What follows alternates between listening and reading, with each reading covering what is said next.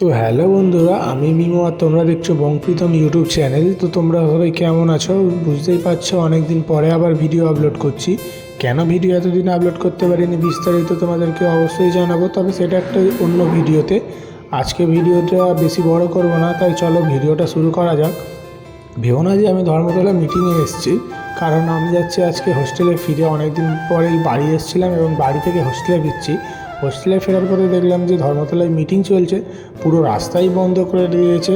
যেহেতু এই দিক থেকে আমাদের মুখ্যমন্ত্রী হেঁটে চলে আসছে, আর এদিক থেকে দেখো, এদিক থেকেই আমাদের বাসটা যাবে হাতিয়ারা, কিন্তু এদিকটা পুরোটা দেখতে পাচ্ছ ব্যারিকেড দিয়ে বন্ধ করে দিয়েছে।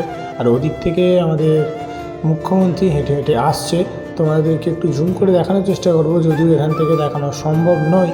তাও দেখতে পাচ্ছি ওখান থেকে গ্যাস নিয়ে আসছে। ওটা কি সিলিন্ডার? হ্যাঁ, সিলিন্ডারের মতো বানিয়ে কিছু একটা আন্দোলন চলছে। এবং ওই দিক থেকে দেখতে পাচ্ছেন হেঁটে হেঁটে আসছে এবং আন্দোলন চলছে। বুঝতেই পারছেন কিছুদিন পরে ভোট রয়েছে, তাই এগুলো চলছে। আর যেহেতু আমাদের এখানে বাস চলবে না এখন, তার সকালে বেরিয়েছি, খিদেও পাচ্ছিল, তাই আমি হালকা করে চলে আসি ডেকার্স লেন। আর এই জায়গাটা ধর্মতলায় যারা আসে তারা প্রত্যেকেই চেনে, কারণ এটা হচ্ছে ধর্মতলার খাদ্যরসিকের একটা জায়গা। আর আমার খিদে পাচ্ছিল, তাই হালকা করে দেখতেই পাচ্ছ ফ্রাইড রাইস আর চিকেন কষা নিয়েছিলাম। এবং তারপরে কিছুক্ষণ পরে তো ছেড়ে দিয়েছিল বাসগুলোকে, কিন্তু জাম কাটেনি। যেহেতু অনেকক্ষণ ধরে এই গাড়িগুলো দাঁড়িয়েছিল, তাই পুরো রাস্তা জাম হয়ে গিয়েছিল।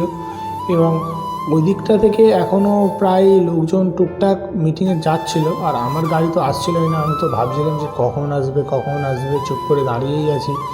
অনেক খোঁজাখুঁজি করছি, তাও কোনো উপায় নেই, কারণ ওদিকটাই পুরো বন্ধ করে দিয়েছে। সব গাড়িগুলো এদিক থেকেই যাচ্ছে, তাই একটু এদিকটা জাম মতো হয়ে গিয়েছে। কোনোরকমভাবে কোনো গাড়ি আসছে না, প্রায় সন্ধেও হয়ে এসছে। তারপরে সন্ধ্যের দিকে অনেক কষ্টে একটা গাড়ি পাই, আর আমি হোস্টেলের দিকে ফিরি।